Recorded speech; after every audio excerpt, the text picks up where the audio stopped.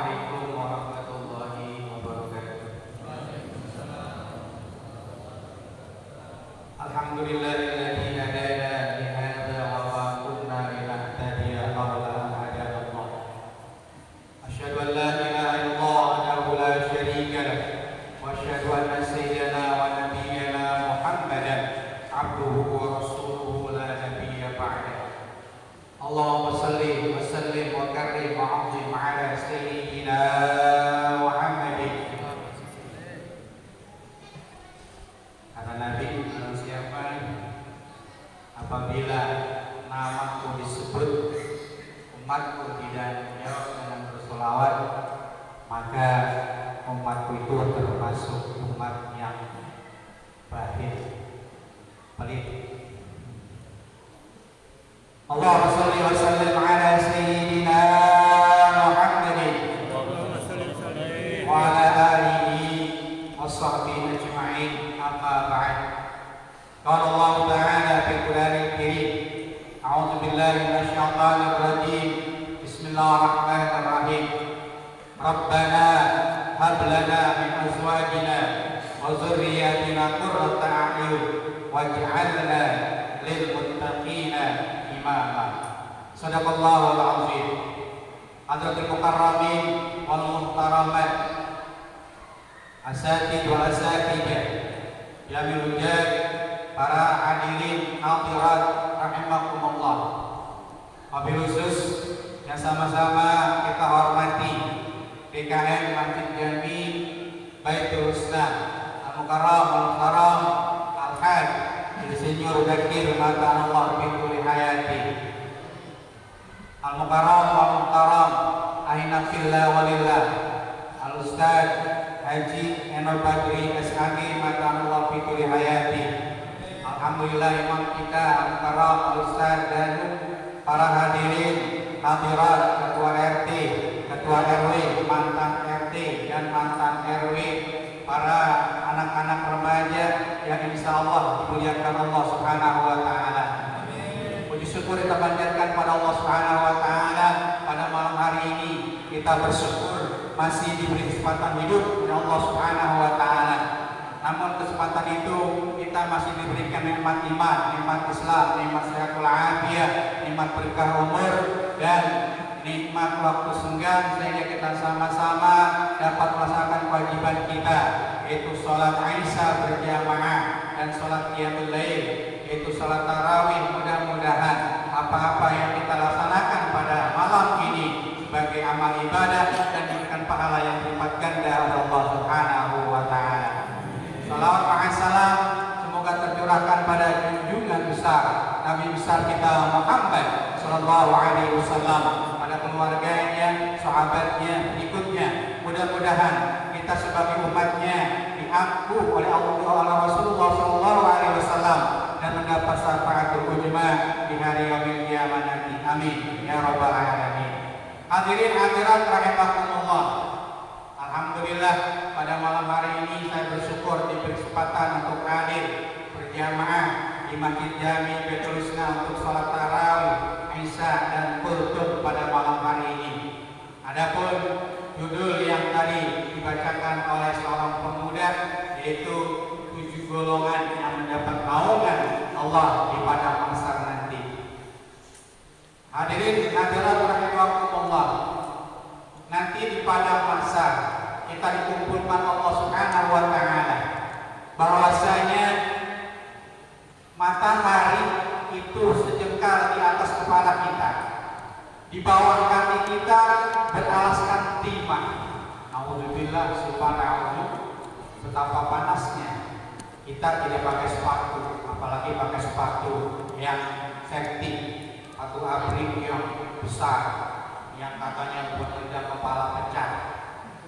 Di sana kaki kita telanjang, kita pun dalam keadaan telanjang menghadap Allah Subhanahu wa Ta'ala, matahari di atas kepala kita. Namun dalam hadis Abu Hurairah radhiyallahu anhu, dalam riwayatnya bahwasanya nanti ada 7 golongan yang mendapat naungan ars Allah Subhanahu wa Ta'ala. Ai ars naungi hambaku yang berada di dunia, selama itu mereka cinta kepadaku. semua taat kepadaku dan hanya hidupku mereka mendapatkan naungan Engkau, kata Allah Subhanahu wa taala. Golongan pertama adalah pemuda yang selalu beribadah kepada Allah Subhanahu wa taala, yang rajin baca Al-Qur'an, jiwanya muda tapi pergaulannya kuat. Artinya pemuda itu rajin dalam kajian-kajian Islam, rajin ke majelis zikir, rajin ke majelis taklim, bukan pemuda-pemuda golongan yang bikin geng-gengan, yang bikin kelompok maksiat kepada Allah Subhanahu wa taala. Pemuda yang rajin pada Allah Subhanahu wa taala akan mendapatkan ridho Allah Subhanahu wa taala. Kata Rasulullah sallallahu alaihi wasallam, subhanallah rijalullah, pemuda hari ini adalah pemuda masa depan atau pemimpin masa depan. Saya bersyukur di Masjid Baitul Husna ini ternyata pemuda-pemudanya untuk maju tampil dalam acara sholat tarawih, bila berbicara di atas. Kenapa demikian? Karena nanti saya, Haji Mudakir, Pak Haji Gano, Pak Haji Reno, dan Pak Haji Hussein dan sebagainya tahun 2050 nggak ada. Makanya ada anak-anak kecil yang berisik, jangan dikemplang kepalanya, jangan disentil. Mohon maaf, di tempat saya ada seorang ustaz anak kecil berisik, habis salam anak setan. Anak-anak kecil yang sekarang nanti tahun 2050 akan menjadi pemakaman Masjid Baitul Husna. Ya, anak muda yang jangan mikir, jadi bilang jangan mikir, jangan lembek banget. Kalau bukan, jangan mikir, darah muda. As-salatu sunnatan tarawih, raka'ataini jama'atan, rahimakumullah. Jadi juga jamaah enak.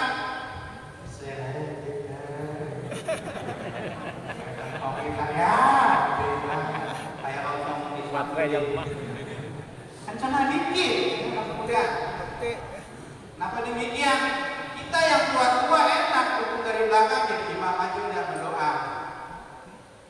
Kalian juga nanti akan menjadi imam. Rabbana hab lana min azwajina wa dzurriyyatina qurrata a'yun waj'alna lil muttaqina imama.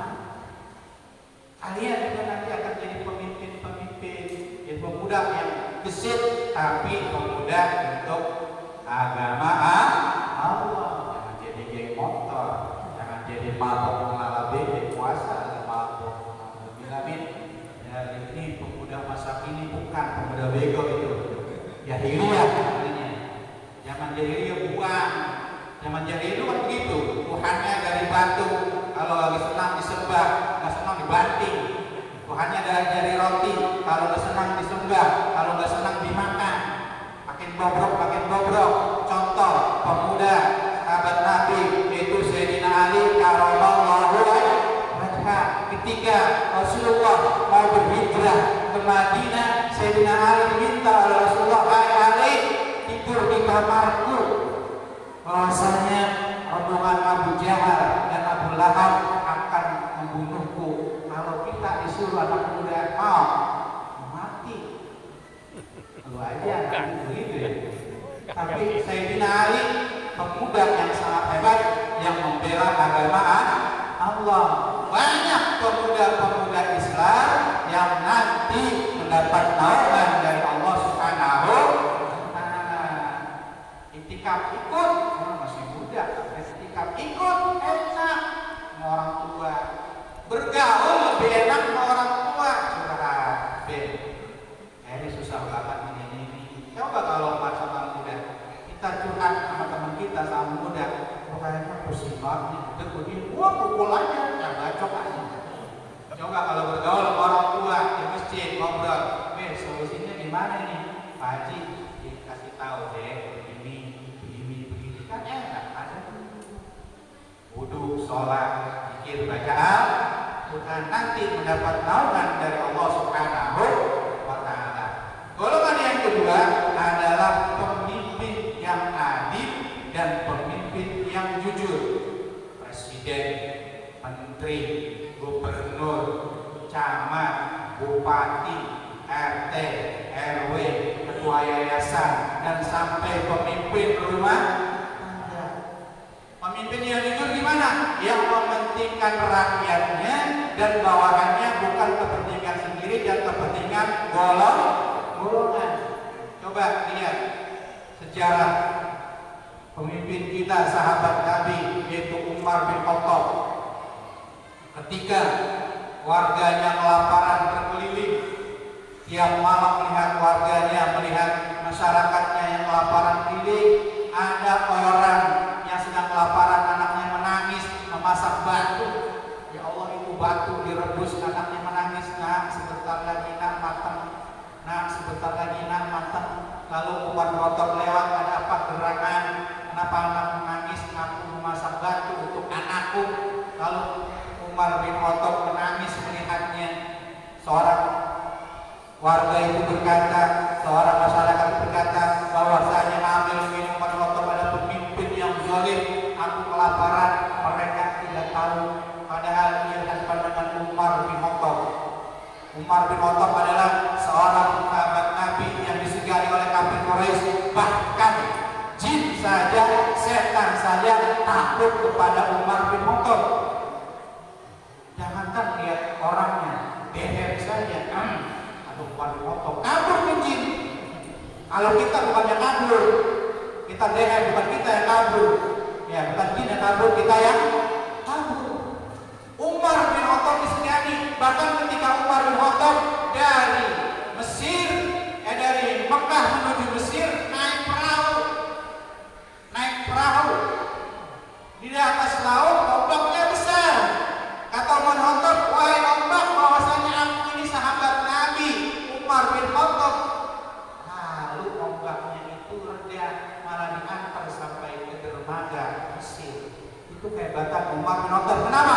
Karena beliau adalah pemimpin yang jujur, yang adil, yang mementingkan rakyatnya, bukan kepentingan golongannya. Bahkan anaknya Umar bin Khattab ketika meminta harta di Baitul Mal melarang. Jangan, ini punya negara. Dan gajinya pun Umar bin Khattab itu dibagikan, infakkan kepada fakir dan miskin. Kalau pemimpin kita, DPRD, pemimpin kita, presiden lainnya bukan untuk kepentingan negara, golongan dan kepentingan pribadi. Nauzubillah min dzalik. Ya Allah, hati-hati nanti dihisabnya. Nih, mohon maaf, satu kancing aja hisabnya lama. Allah Subhanahu wa Ta'ala. Duit 1.000 aja hisabnya lama. Dapatnya dari mana? Ya, dapatnya dari mana? Untuk apa? 1.000 lama. Satu kancing, satu kancing, apa berapa kancing kita? Hisabnya lama. Allah Subhanahu wa Ta'ala, apalagi pemimpin. Pemimpin rumah tangganya diuji Allah Subhanahu wa Ta'ala. Contoh, kita mempunyai anak pertama, kedua, dan terakhir yang rakil. Kadang-kadang kan diuji Allah, yang rakil itu lebih dekat kepada bapaknya. Ada kecemburuan dari anak pertama dan kedua. Yang enak, anak bapak, apa aja diturutin. Di situ aja sudah ada kecemburuan sosial dari anak-anak kita. Uji Allah, kalau kita lebih sayang kepada yang rakil, beli motor, anak pertama beli sepeda, rakil dibeliin mobil, anak yang kedua beli odong-odong. Apapun yang diminta rakil dituruti, yang kedua, yang pertama diabaikan. Itu di dalam rumah tangga, apalagi pemimpin negara. Ya, pemerintahan RT saja, RT bansos kemarin. Dapat bansos, saudaranya itu bagi-bagi. Dapat bansos, nama orang dicoret, dikasih orang, kasih tetangganya, dikasih ponakannya. Ya Allah, Pak RT, nanti 1 butir beras ditanya. Hati-hati, semua pemimpin akan dihisab oleh Allah Subhanahu wa Ta'ala.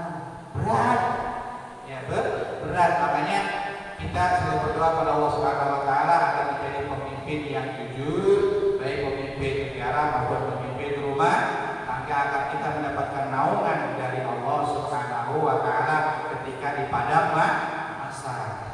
Yang ketiga adalah orang yang bersaudara.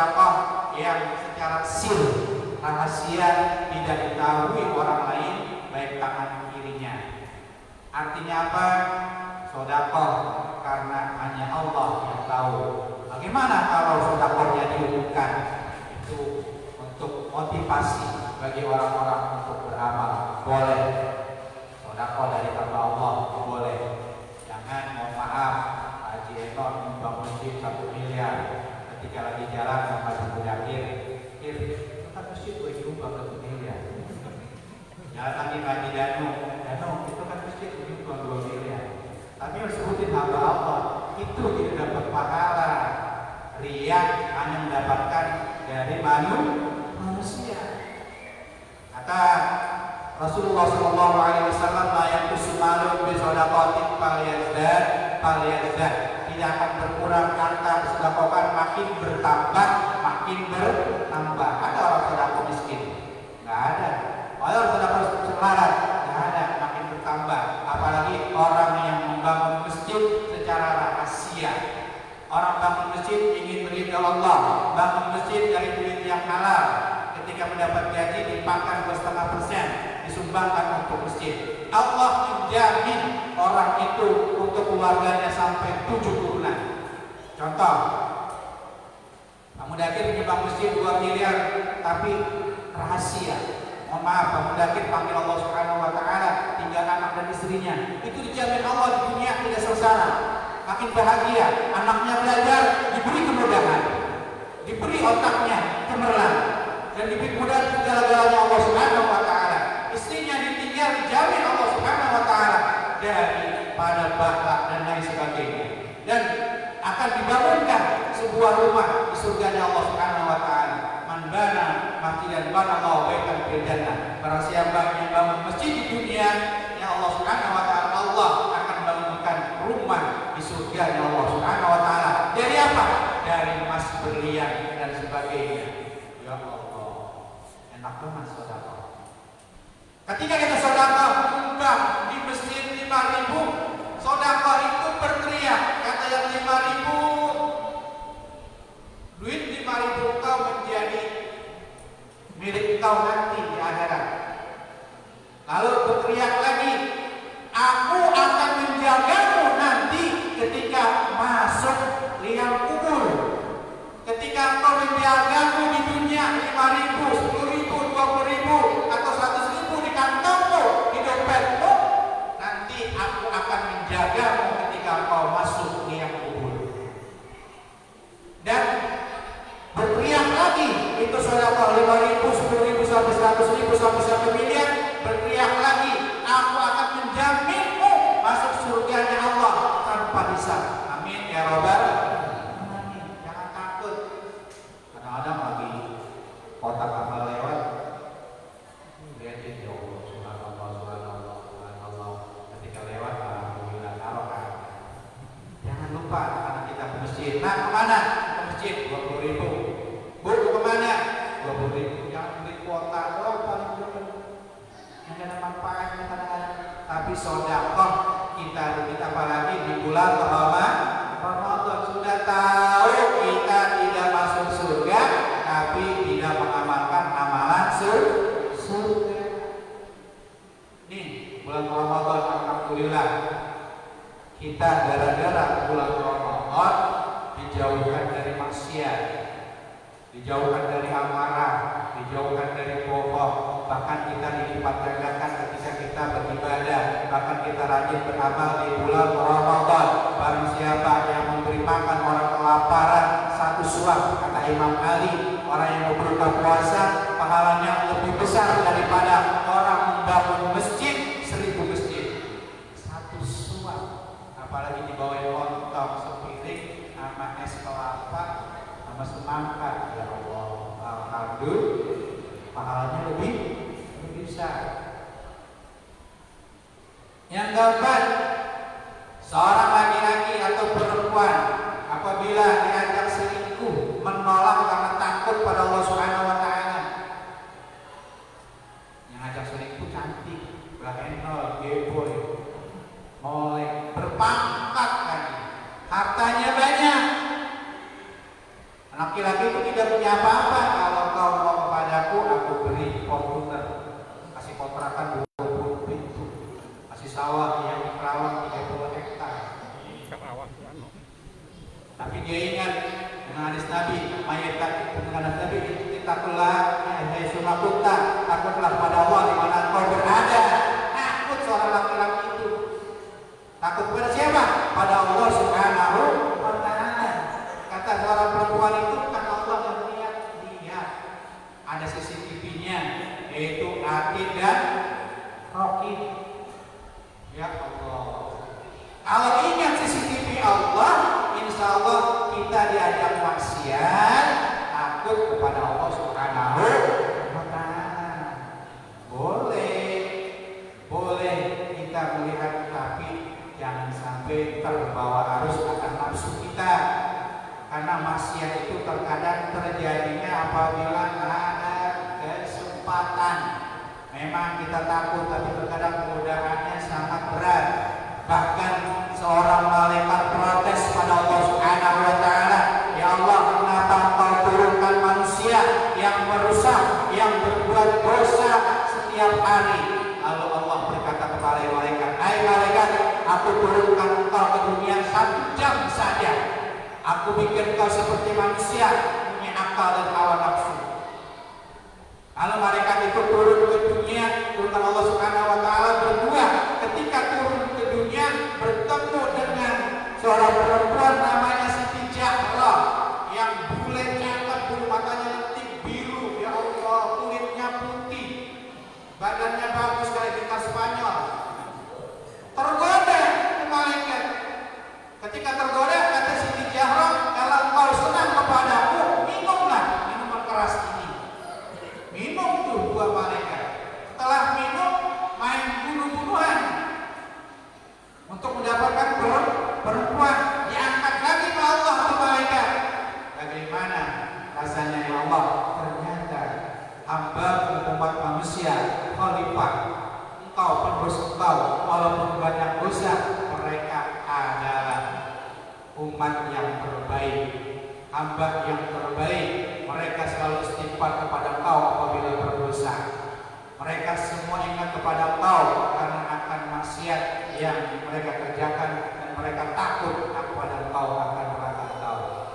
Kita tahu kita siksa neraka, tapi malah melaksanakan amalan neraka. Minum, mabok, judi, puasanya gantung diri, sahur bertiga, yang 12 ada di warga, kepalanya ditutupin, kakinya kelihatan, puasanya gantung diri. Alhamdulillah, jadi pengen katanya mendapat naungan dari Allah Subhanahu wa Ta'ala. Makanya kita selalu bersedekah agar jangan sampai kita mendapatkan pahala dari Allah Subhanahu wa Ta'ala. Sedekah itu terlalu banyak, sedekah itu juga banyak.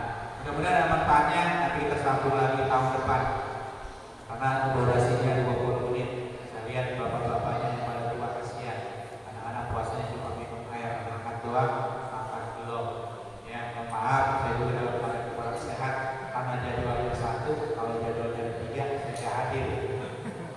Saya suruh anak saya karena jadwalnya 1, saya bertanggung jawab. Saya takut pada Allah Subhanahu wa Ta'ala, bukan takut ke bapak mudakir dan bapak jinno, bukan.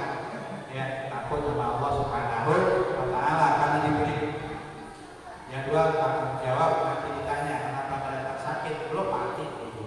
Ya, kata malaikat belum mati nggak hadir, kecuali kalau sudah diantarin ke masjid di depan imam sholatin baru bisa hadir. Mudah-mudahan kita semua termasuk hamba pilihan yang tarawih pada malam ini, termasuk hamba pilihan dan termasuk golongan yang dapat taman Allah Subhanahu wa Ta'ala. Doakan yang mudik mudah-mudahan dapat keselamatan Allah Subhanahu wa Ta'ala. Tapi mohon maaf Pak, yang mudik jangan lupa ya, zakat fitrah di Baitul Husna, jangan nyari duit di Harapan Indah, zakatnya di kampung. Tetap zakat di Baitul Husna. Kalau di kampung kita hadiah kepada saudara tetangga ya.